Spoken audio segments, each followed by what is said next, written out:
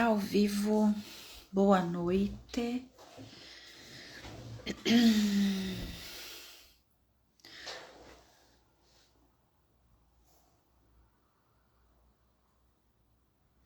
Bom, eu não vou me estender muito aqui no tempo para esperar o pessoal chegando, mas quem for chegando seja bem-vindo.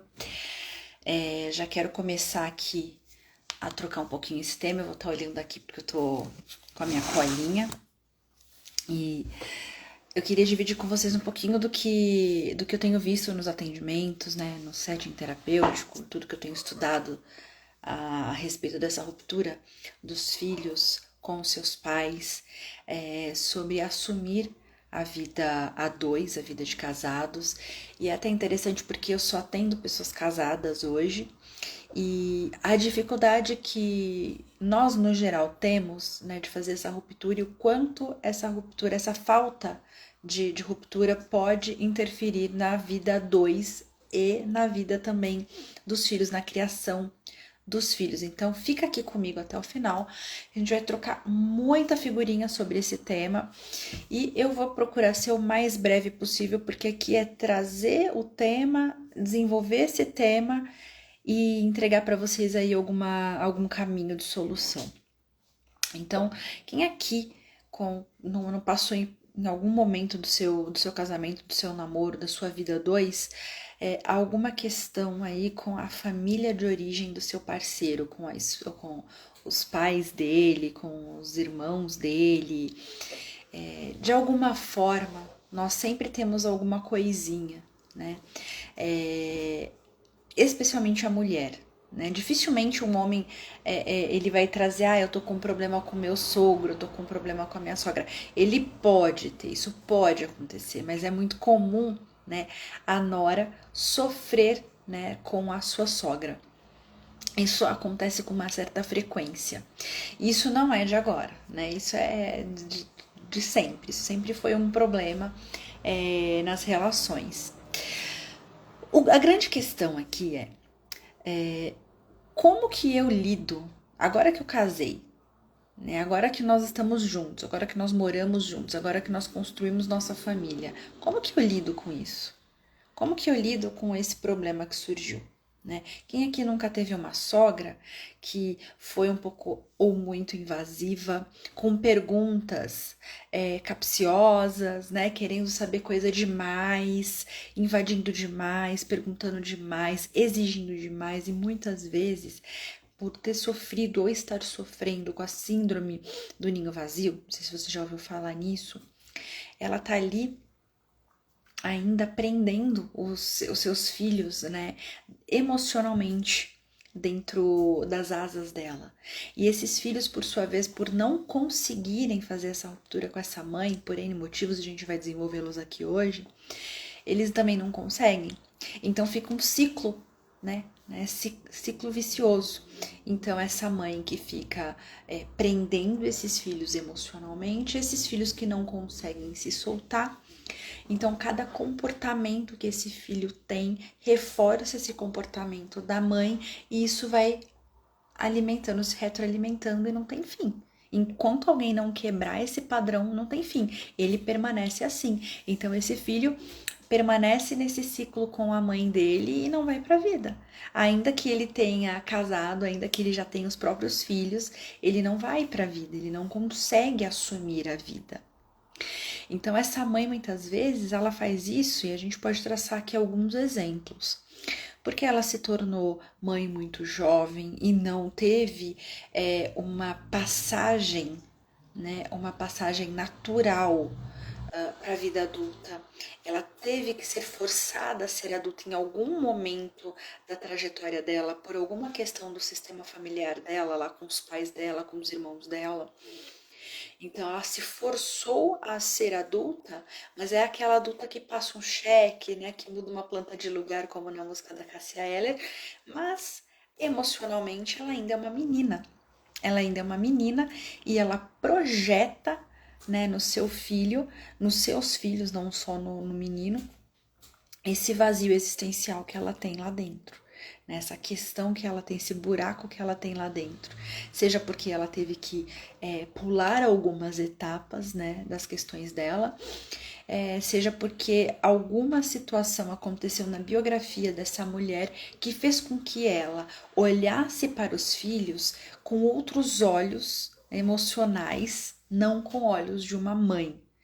E agora eu vou explicar exatamente o que isso significa, né? Porque é aqui que vai impactar muito na sua vida, enquanto esposa e também enquanto mãe.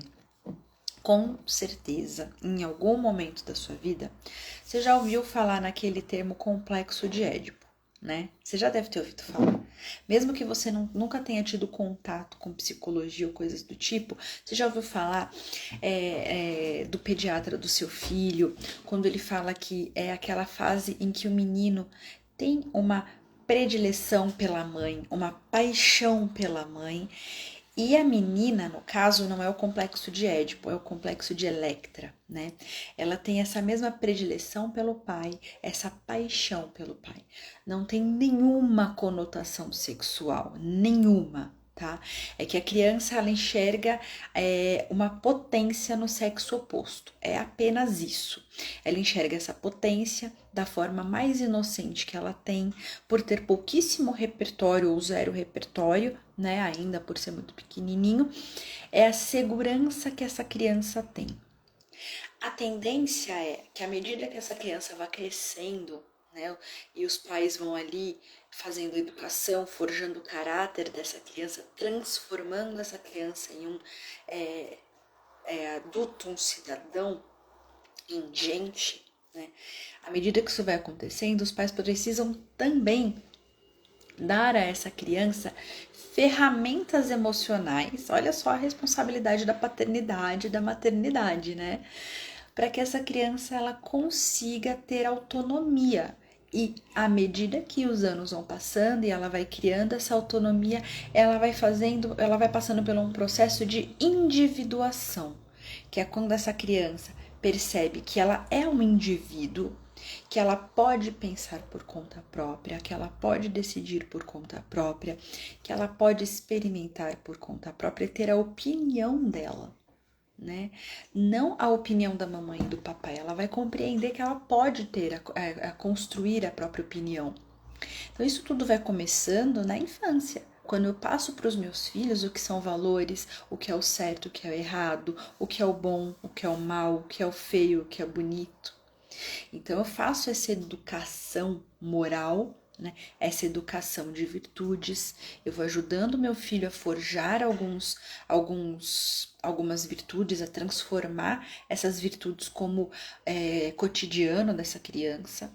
Então ela vai entrar na vida adulta, na adolescência / vida adulta, início da vida adulta, nesse processo de individuação, que é quando esse adolescente vai escolher, né, com quem se relacionar, escolher a própria profissão, sair para o mercado de trabalho, começar a namorar, a saber colocar limite nesses namoros, perceber até onde pode ir.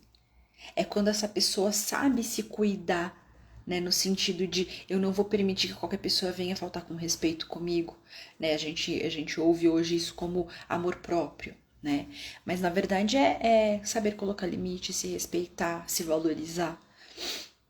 Então, se passou por esse processo na infância, vai chegar nessa fase adulta conseguindo caminhar dessa forma tranquilamente, vamos assim dizer. Não é tranquilo, a gente sabe que a vida adulta não é tranquila, mas tem essas ferramentas. Só que eu tô falando para vocês aqui do mundo ideal, né? No mundo ideal, as coisas funcionariam dessa forma, né? Mas vem cá, nem eu nem você tivemos essa educação, né? É muito difícil, é muito raro. Papais e mamães não conseguiram passar tudo isso porque também muitas vezes não receberam. E a falta, né, desse recebimento gerou um buraco. E muitos desses buracos foram preenchidos por questões que não preenchem existencialmente, de fato, essa dor, esse vazio. E é quando a gente vai procurando recursos. E esses recursos podem ser dos mais variados. Esses recursos, eles podem ser bebidas, vícios no geral. E aí, por exemplo, um menino que não rompeu com a mãe, não passou por esse processo de individuação na infância, ele vai sempre olhar para a mãe, né, com os olhos daquele menininho apaixonado pela mãe. É aquele menininho que ainda enxerga a mãe com aquela beleza da criança. Só que na vida adulta isso não cabe mais. Então é aquele menino que ele vai ter medo de magoar a mãe, de tomar as próprias decisões, de seguir para a própria vida, porque ele não teve essa educação, ele não teve essa formação e ele não teve essa ruptura.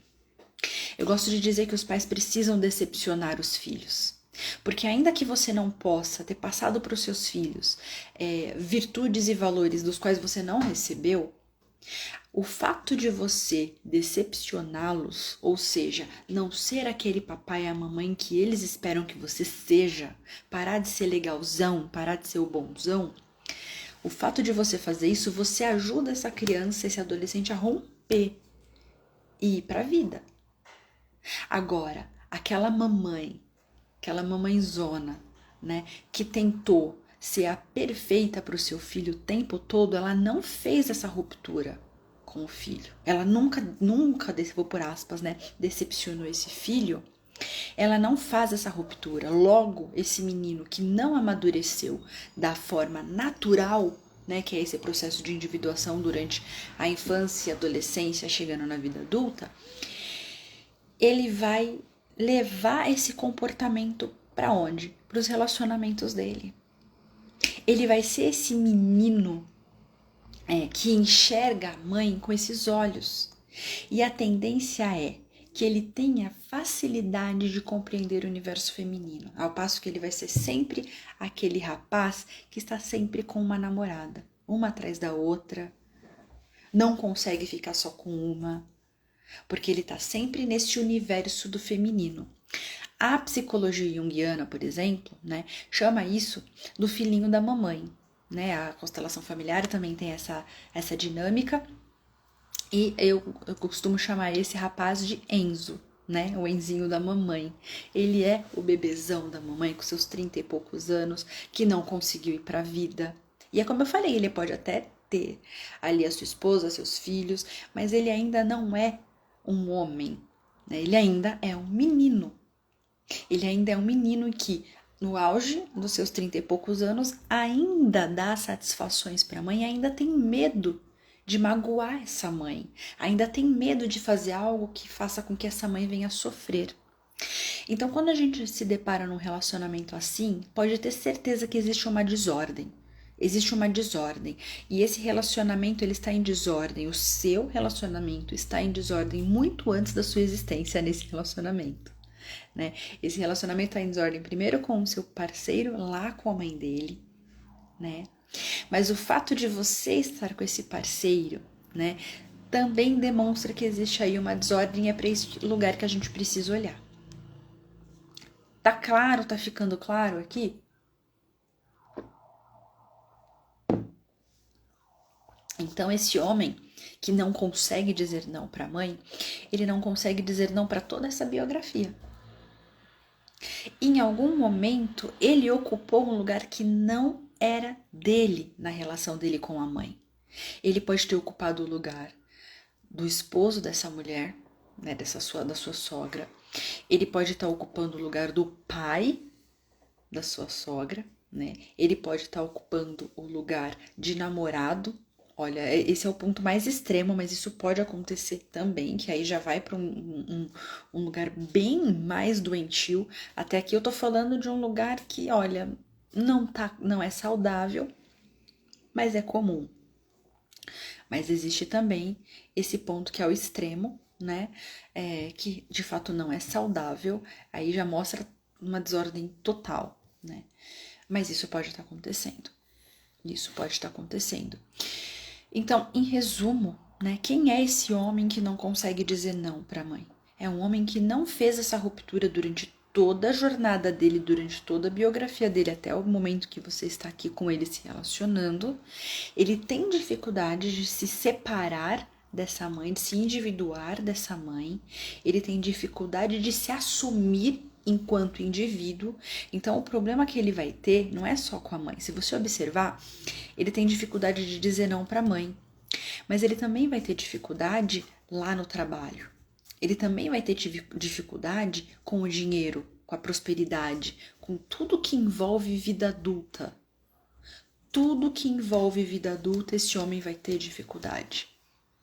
Então, um homem que não consegue dizer não para a mãe, ele ainda é um menino. Logo, tudo que envolve vida adulta, ele tem dificuldade.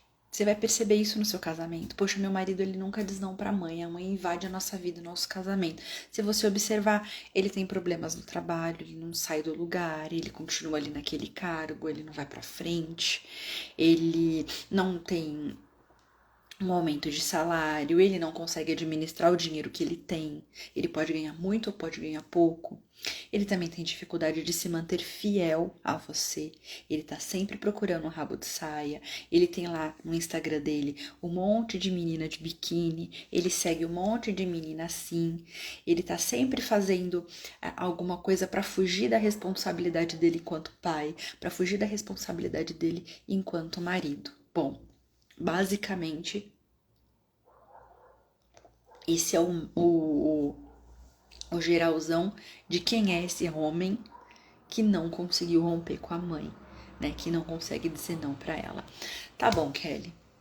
Você descreveu aí meu marido, você descreveu aí meu relacionamento, só que nós temos uma construção e o que eu faço com esse monte de informação? Né? Agora que eu tomei consciência de tudo isso, eu faço o quê? Né? Sento e choro? Não. Então, um ponto muito importante para fazer um início de uma transformação na sua vida matrimonial, no seu casamento. Primeiro, né? Você precisa ter clareza de qual é o seu lugar dentro dessa relação. Parece besteira o que eu vou falar. Nossa, óbvio, né, Kelly? Eu sei quem eu sou aqui na fila do pão. Não. Na maioria esmagadora das vezes, nós não sabemos quem somos dentro do nosso casamento. Como eu falei, se você tá dentro dessa relação, se foi com esse homem que você se casou, ele sempre foi assim. Ele não passou a ser assim agora. Ele já dava sinais disso lá no namoro. É que você não quis enxergar isso. Eu sinto te contar a verdade, mas você não quis enxergar isso. A mãe dele tava ali o tempo todo. Tava o tempo todo palpitando. Ele tava o tempo todo dando satisfações para ela. Ele tava ali, né? Você percebeu na conversa como que ele era nas coisas práticas da vida, mas você não olhou com olhos de adulta também. Você foi com olhos de criança, iludida, né? Te mostraram um pirulito todo colorido, todo bonito. Só que na hora que você provou, você quis dizer para você mesma que ele era bom. Mas já estava ali, né? Então você também se enganou nesse ponto. Então, como que a gente sai de tudo isso? A gente precisa tomar consciência do nosso lugar. Eu sou a esposa. Esse é o meu lugar. E o lugar dela é de mãe. Esse é o lugar dela. Parece bobo, né? Ah, então eu tenho que repetir isso? Não, você só precisa olhar para isso. Por que a gente faz? O que a mulher acaba fazendo? Ela acaba na hora da raiva, na hora da confusão, na hora que ela fala, poxa, eu pedi para ele tomar tal decisão, sei lá, no Natal, agora no final, as festas de final de ano, eu pedi para que ele tomasse essa decisão, me ajudasse com isso, e ele não consegue dizer não pra mãe dele, pra gente, sei lá, passar Natal em outro lugar, né? Então, assim, essa mulher, ela acaba discutindo com o marido, apontando o dedo pra ele, tratando ele, muitas vezes, como uma mãe megera, ao invés de uma esposa. Então, o que a gente acaba fazendo? Ao invés de nos comportarmos como a esposa, puxar ele para o nosso lado, a gente acaba empurrando ele cada vez mais para o lado da mãe. Cada vez mais para o lado da mãe. Então, quando você tá ali o tempo todo apontando o dedo e dizendo para ele o que ele deve ou não fazer, principalmente o que ele deve ou não fazer dessa relação dele com a mãe, você acaba se tornando uma mãe, só que das mais megeras. Por esse motivo que eu reforço, você precisa saber qual é o seu lugar. Então você não tem que apontar o dedo para ele para empurrar ele cada vez mais para perto dessa mãe, onde ele precisa romper. Agora um ponto muito importante. Essa ruptura, ela é emocional. Porque não adianta nada ele simplesmente falar, então tá bom, então eu não vou mais na minha mãe. Então tá bom, eu também não vou mais atender as ligações da minha mãe. Se dentro dele, aquele crítico interno, aquela voz interior continua sendo submissa à imagem que ele tem dessa mãe. Porque ele vai continuar dentro desse ciclo e você vai continuar sendo a mãe megera dele. Então a mãe, o biológica, é a legal, é a que faz o que ele quer, é a que está o tempo todo contando para esse menino que ele é bom, que ele é esforçado, que ele é trabalhador, que ele é lindo. Ai, como você é lindo, filho, como você come bem, filho. Ai, a sua esposa não tá fazendo direito para você, né? Então, ela é essa mãe que tá o tempo todo fazendo reforços positivos nesse filho, enquanto a esposa tá o tempo todo fazendo o contrário. Falando que você é fraco, você é um moleque, você começa a xingar e começa a trazer palavras de depreciação. Então você percebe que quando você age dessa forma, você está empurrando cada vez mais ele para a mãe e afastando ele de você. Entendeu? Então esse comportamento ele precisa mudar. Para que ele venha para perto de você, para que ele possa tomar posse também do papel dele. Ah, então peraí, deixa eu só ver se eu entendi, dona Kelly. Você tá me dizendo que eu tenho que fazer tudo isso? Pois é, deixa eu te explicar uma coisa agora que você vai entender. Seu marido é imaturo. Ponto, né? Só que para esse estado, né, mudar, ele vai precisar de uma pessoa madura para mudar. Para que as coisas comecem a consertar dentro da tua casa, alguém vai precisar ser maduro. E o convite à maturidade é para você. Porque foi você que identificou o problema. Se você identificou que existia um problema, existe um lampejo de maturidade em você. Então você é mais madura que ele, nesse ponto. Sendo assim, é você que vai puxar isso, essa corda, pro teu lado. Pela tua família, pelo teu casamento. Você entendeu onde eu quis chegar? Então, você precisa ser mais madura. E para você ser mais madura, você vai precisar assumir esse papel, que é o da esposa. E eu não tô dizendo que você não tenha que falar coisas importantes para ele, verdades muitas vezes duras. Não é isso. Mas a forma como muitas vezes nós falamos, e eu falo isso nós, porque eu já falei muito assim também. A forma como nós falamos, ela é muitas vezes numa postura que não é de esposa, que não é da mulher que está do lado de um homem. É muito mais de uma mãe megera, ou de uma professora, ou de qualquer outra coisa, de qualquer outro papel que queira ali naquele momento transformar o outro em algo que ele não é ainda. Ele pode ser esse homem que você busca, provedor, forte, dedicado à família. Ele pode ser isso. Você pode ajudá-lo nessa caminhada, mas ele ainda não é. E quando você exige isso dele, se você parar para se olhar também, peraí, onde eu tô? Quem eu sou?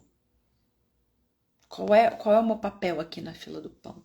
Será que eu também sou tão certinha? Será que também eu sou tão limpinha? Será que também eu não tenho questões lá com os meus pais que eu também não preciso romper?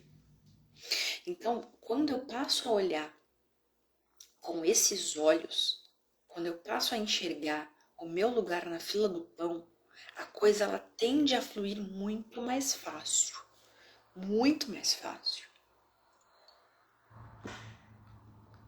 Então, esse homem ele vai começar a romper com essa mãe à medida que ele entender que ele tem do lado a esposa dele.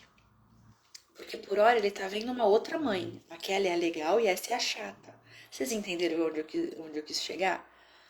Nesse ponto. Ela é legal, a mãe é legal. Por isso que ele não consegue largar dela. Porque ela tá o tempo todo reforçando coisa nele ele enxerga nele, ou que ela enxerga coisas que ninguém mais enxerga. E você tá ali depreciando. Então é pra virar esse jogo. É pra virar. Não, não tem que ficar elogiando, não é isso. Mas não é mais depreciá-lo.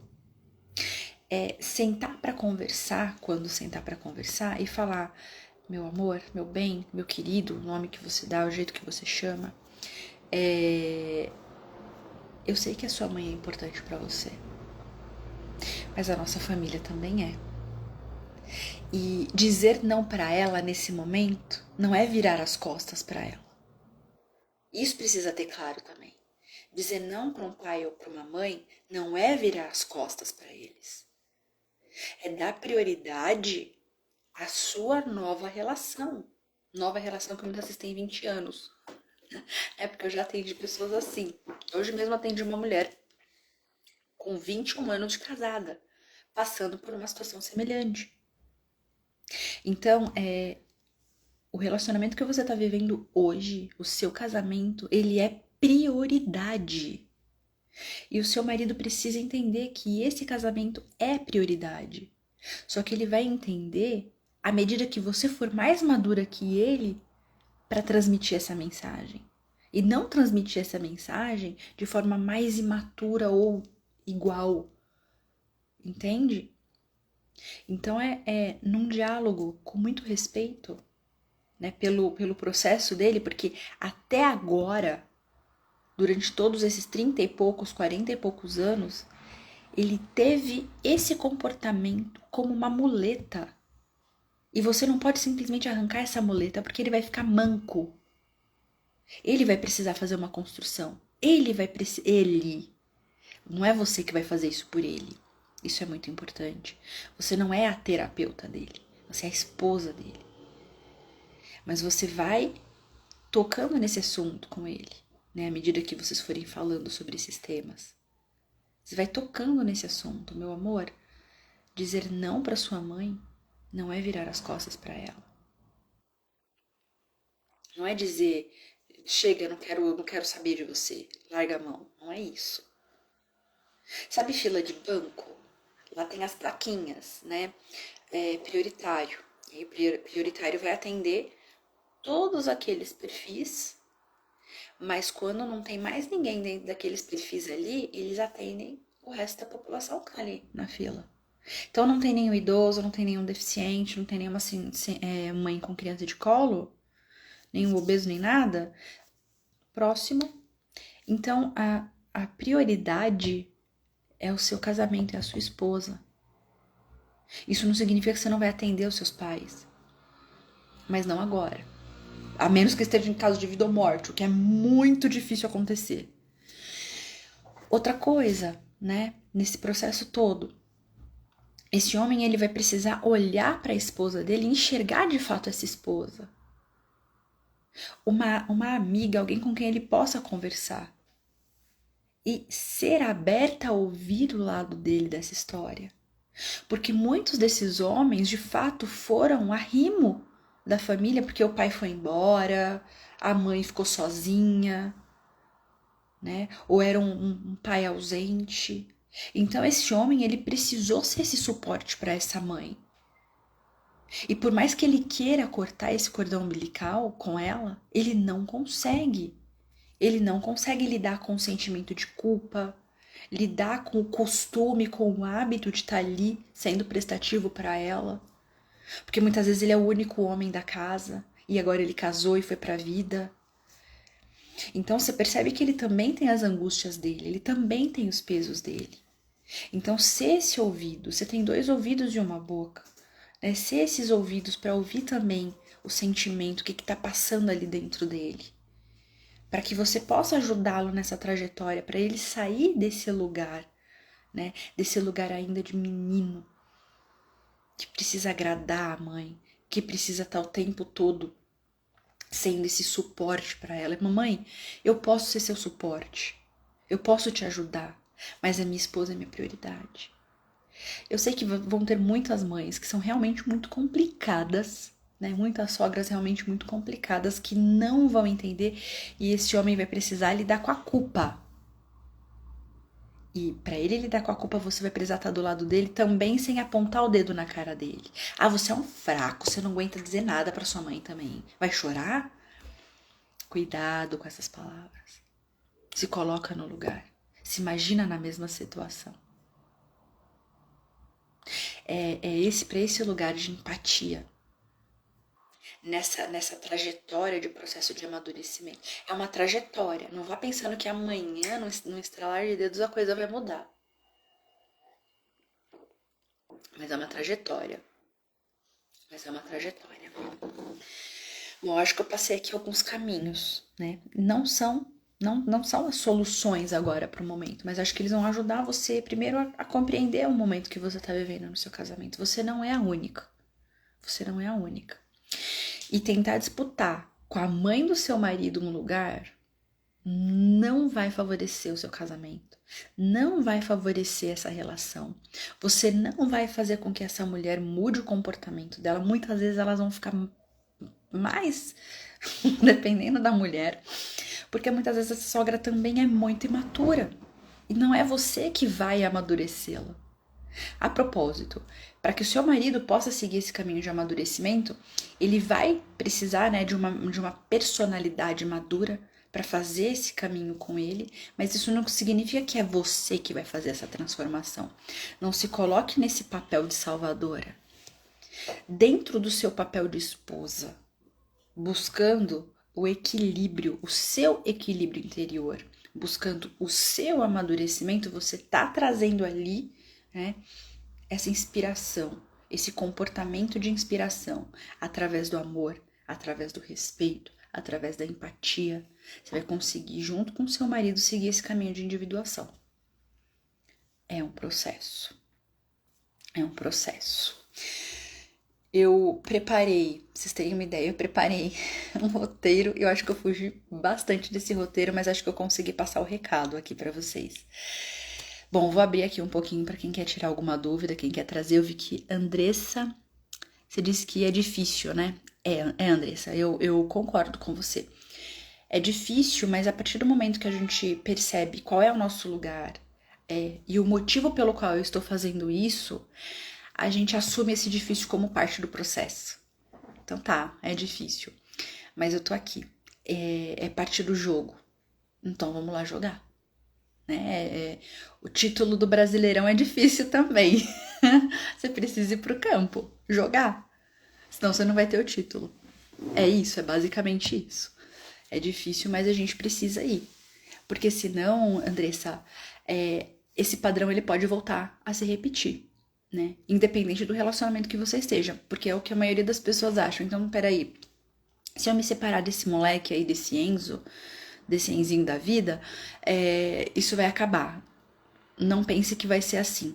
Não pense que vai ser assim. Porque, como eu falei, né? Se por algum motivo essa pessoa surgiu na sua vida, é porque em algum nível vocês têm aí alguma semelhança. Seja na imaturidade, né? Seja num processo de maturidade que vocês vão construir juntos. Então, não vá pensando que terminando tudo isso, pedindo a separação que as coisas vão mudar. Não é bem assim que a coisa acaba acontecendo. Os padrões podem se repetir, tá? Então, é melhor resolver do que ter que reviver essa história, né? Bom, gente, eu não quero me estender muito. Se vocês tiverem ainda alguma dúvida... Olha, nós ficamos 6 anos divorciados e estamos no processo, Você viu? Então, assim, a gente se separa e depois volta. Porque percebe que, peraí, tem tantos problemas, e se eu for pro outro também vai ter tantos problemas. Será que eu quero conhecer uma nova pessoa, colocar alguém na minha vida e ter que resolver? Não, pera, vamos resolver com esse daqui, né? Porque às vezes, Andressa, a gente acha que tá tudo perdido. Mas algumas mudanças de postura refletem tão positivamente no nosso casamento, na nossa vida, e começam a girar tantas mudanças com pequenas mudanças de postura outras grandes mudanças começam a acontecer. Tá bom? Bom, gente, eu vou encerrar aqui. Essa live ela vai ficar aqui por algumas horas, né? Acho que 24 horas. E qualquer dúvida, vocês podem me chamar por aqui. Eu vou abrir uma caixinha lá nos stories. Um beijo grande e até a próxima semana. Tchau, tchau. Ups.